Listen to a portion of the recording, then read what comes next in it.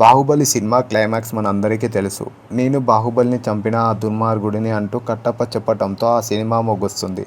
బాహుబలి 2 అదే డైలాగుతో మొదలవుతుంది. అలా గతం చెప్పడం మొదలెడతాడు కట్టప్ప. కాలకేయుడి మరణం తర్వాత శివగామి అమరేంద్ర బాహుబలి రాజుగా పట్టాభిషేకం చేస్తారు. ఆ మహోత్సవానికి అన్ని ప్రాంతాల రాజులు వచ్చారు. ఒకే రోజు కుంతల రాజ్యం నుండి ఆ దేశరాజు చంద్రగుప్తుడు తన కుమార్తె స్వయంవరం పోటీకి రమ్మని వర్తమానం పంపుతాడు. శివగామిని ఆ పోటీకి బాహుబలిని మరియు బల్లాల దేవుడిని ఇద్దరిని పంపుతుంది. ఆ రాజ్యం చేరుకున్న వీరిద్దరూ వారి ఆహ్వానం సకల మర్యాదలు చేస్తారు. అక్కడ విందుతో బల్లాల దేవుడు మద్యం ఎక్కువ తీసుకొని ఆ మైకంలో ఆడవారికి అంతఃపురంలో దూరి అసభ్యంగా ప్రవర్తిస్తాడు. అది దేవసేన చూసి అప్పటి నుంచి బల్లాల దేవుణ్ణి అసహ్యించుకోవడం మొదలుపెడుతుంది. మరుసటి రోజు బాహుబలి అక్కడ యుద్ధసేనను చూడటానికి బయలుదేరతాడు. అక్కడ ఓ యువతి ధీరత్వంతో యుద్ధం చేస్తూ అక్కడున్న వాళ్ళని ఓడిస్తుంది. అది చూస్తూ బాహుబలి ముందుకు నడుస్తాడు. ఇద్దరు ఒకసారికి ఒకరినొకరు చూసుకొని ఉండిపోతారు. ఇంతలో ఒక చెలికత్తె వచ్చి, "ఏమి మహారాజా, మా యువరాణితో తలపడతారా" అని అడుగుతారు. బాహుబలి దేవసేన వైపు చూసి నవ్వుతాడు. దేవసేన బాహుబలి యుద్ధం చేయమని కత్తి విసురుతుంది. ఆమెతో యుద్ధం చేస్తూ బాహుబలి చాలా ఆనందిస్తాడు. చివరికి కావాలనే ఆమెను గెలిపిస్తాడు. అది గమనించిన దేవసేన బాహుబలి ప్రేమలో పడుతుంది. కుంతల రాజ్యం యువరాజు స్వయంవరం ప్రారంభం కాగా అక్కడికి దేవసేన కూడా వస్తుంది. ఆమె అందాన్ని చూసి బల్లాల దేవుడు ఆమెను ఎలాగైనా సొంతం చేసుకోవాలని అనుకుంటాడు. అక్కడ మైదానంలో ఒక పులిని వదిలి, ఈ పులిని ఎవరైతే లొంగ తీసుకుంటారో వారికి తన కూతుర్ని ఇచ్చి వివాహం చేస్తానని కుంతల మహారాజు ప్రకటిస్తాడు. వచ్చిన రాజులు అందరి దాన్ని లొంగ తీసుకోలేక ప్రాణాలు పోగొట్టుకున్న సమయంలో బాహుబలి వెళ్తుండగా తనను ఆపి బల్లాల దేవుడు వెళ్ళి దాన్ని లొంగ తీసుకోలేక కోపంతో తన దగ్గర ఉన్న గదతో పులినెత్తిన కొడతాడు. అది పడిపోగానే నేను గెలిచాను అంటూ గర్వంతో అరుస్తాడు. పులి లేచి ఒక్కసారిగా అతని పైకి రాబోతుంది. బాహుబలి అడ్డుగా వెళ్ళి బల్లాలుని రక్షించి ఆ పులిని లొంగ తీసుకొని దేవసేనని స్వయంవరం చేసుకుంటాడు.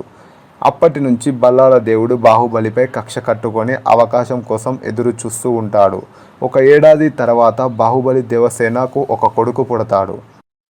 ఇది ఇలా ఉండగా కాలకేయుడు మిత్రుడు ఉపేంద్ర బాహుబలిని చంపాలని నిర్ణయించుకొని యుద్ధంలో రాయబారం పంపుతాడు. అది బిజ్జల దేవుడు తీసుకొని కొడుకు బల్లాల దేవుడితో కలిసి వెళ్ళి వాళ్ళతో చేతులు కలుపుతాడు. అది తెలిసిన ఓ భటుడు నాకు చెప్పాడు.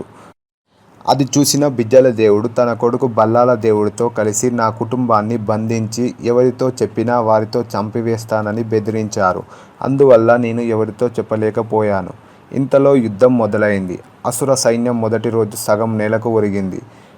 చీకటి పడ్డాక అందరూ విశ్రాంతి సమయంలో నేను నా భార్య పిల్లల్ని రక్షించుకోవడానికి మన కోట వైపు పరిగెట్టాను. అప్పటికే బిజ్జల దేవుడు నా భార్య పిల్లల్ని చంపేయగా నేను అతనిపై తలపడ్డాను. కానీ అతని చేతిలో మీరు ఉన్నారు. పసికందు అయిన మిమ్మల్ని చూపి రేపు యుద్ధంలో బాహుబలిని నువ్వు చంపకపోతే నీ భార్య పిల్లలకి పట్టిన గతే శివగామిని దేవసేన ఈ పసివాడికి పడుతుందని బెదిరించాడు. తప్పనిసరి పరిస్థితిలో మిమ్మల్ని కాపాడుకోవడానికి బాహుబలిని నేనే చంపాను. నేను చేసిన నమ్మక ద్రోహాన్ని బాహుబలి నా వైపు చూస్తూ చనిపోయాడు. బాహుబలి చనిపోయాడని కబురు తెలియగానే బిజ్జల దేవుడు మిమ్మల్ని చంపడానికి ప్రయత్నించాడు. దేవసేన మిమ్మల్ని శివగామిని చేతికి ఇచ్చికి పారిపోమ్మంది. ఆ తర్వాత దేవసేనను బల్లాల దేవుడు ఓడించి బంధించాడు. కొంతకాలానికి శివగామిని మీరు ఇద్దరు నదిలో కొట్టుకుపోయి చనిపోయారని చెప్పారు అని కట్టప్ప జరిగింది చెప్తాడు శివుడికి. శివుడు బల్లాల దేవుడిపై యుద్ధం ప్రకటించమని కట్టప్పకి చెబుతాడు. దానితో కట్టప్ప మన బలగం చాలదని ఆలోచించి అస్లాం ఖాన్ సహాయంతో అడుగుతాడు. అతడు బల్లాల దేవుడి యుద్ధం గురించి రాయబారం పంపగా బల్లాల దేవుడు ఆ యుద్ధంలో అందరికీ ఒకేసారి మట్టు పెట్టాలని నిర్ణయించుకుంటాడు. యుద్ధం మొదలవుతుంది. అందరిలోనూ ఒకటే పోరాటంలో గెలవాలనే సంకల్పం. ఒక్కొక్క సైనికుడు 10 మంది సైనికులను చంపి చచ్చిపోతూ ఉంటారు. కట్టప్ప 100 మందిని చంపి చివరికి కాలు పోగొట్టుకుంటాడు. ఆ హోరాహోరీలి 3 రోజుల యుద్ధం కొనసాగుతుంది. చివరికి శివుడు బల్లాల దేవుడు తలపడతారు. ఇద్దరి మధ్య ఘోరం యుద్ధం జరిగి చివరికి బల్లాల దేవుడు కొన ఊపిరితో ఉండగా మాహిష్మతి సామ్రాజ్యానికి తీసుకువెళ్ళి తన తల్లి కత్తి చేతికి గొలుసులతో కట్టి ఆమెను చేర్చిన పుల్లలపై చితిపై అతడిని వేసి ఆమె చేతులతో నిప్పులు పెట్టిస్తాడు. దానితో బల్లాల దేవుడు కాలిపోయి చనిపోతాడు. శివుడు రాజుగా పట్టాభిషేకం చేస్తాడు. బాహుబలి యుద్ధ సన్నివేశాలు ఏ విధంగా జరిగాయో లీక్ జరిగినది. ఆ విషయాన్ని మీకు ఇప్పుడు తెలియజేస్తాం. మొదటి రోజు యుద్ధం మొదలవుతుంది. ఒక్కొక్క సైనికుడు అడుగు ముందుకు వేసుకుంటూ యుద్ధం దద్దరిల్లుతుంది. బల్లాల దేవుడు అక్షౌహిణి సైన్యాన్ని ముందుకు శివుడు పైకి పంపుతాడు. దీనికి సారథిగా వీరభద్రుడు. శివుడు కట్టప్ప సారథి అయిన వజ్రవ్యూహాన్ని సైన్యానికి పంపుతాడు. బల్లాల దేవుడు సైన్యం 3 వంతు చనిపోగా మిగిలిన 1 వంతు చేతులు పోగొట్టుకుంటారు. కట్టప్ప సైన్యం 10 మంది సైనికులను చంపి చచ్చిపోతూ అందరూ ప్రాణాలు వదిలేస్తారు. కట్టప్ప 100 మందిని చంపి చివరికి కాలు పోగొట్టుకుంటాడు. అప్పటితో మొదటి రోజు యుద్ధం ముగుస్తుంది. మరుసటి రోజు ఇప్పుడు శివుడు దగ్గర అవంతిక సైన్యం తనది కలిపి 1కి మరియు అస్లాం ఖాన్ సహాయం ఉంటుంది. బల్లాల దేవుడి దగ్గర 2 అక్షౌహిణి ఉండగా ఒకదానిని బల్లాల దేవుడు సారథి కాగా రెండవది భైరవసేన సోమసు సారథిగా ఉంటాడు. బల్లాల దేవుడు భైరవసేన సైన్యాన్ని పంపగా శివుడు అస్లాం ఖాన్ సైన్యాన్ని పంపుతాడు. శివుడు అప్పటికే త్రికూట వ్యూహంతో సిద్ధంగా ఉంటారు. భైరవసేన దగ్గరికి రాగానే రాగనేత్రికూట వ్యూహం అమలు చేయమని శివుడు సంకేతం పంపుతాడు. ఇలా హోరాహోరున యుద్ధం జరిగిన చివరికి భైరవసేన అస్లాం ఖాన్ ఇద్దరు చనిపోతారు. రెండవ రోజు యుద్ధం ముగిసేసరికి అస్లాం ఖాన్ సైన్యం మొత్తం చనిపోగా భైరవసేన సైన్యం సగం మిగులుతుంది.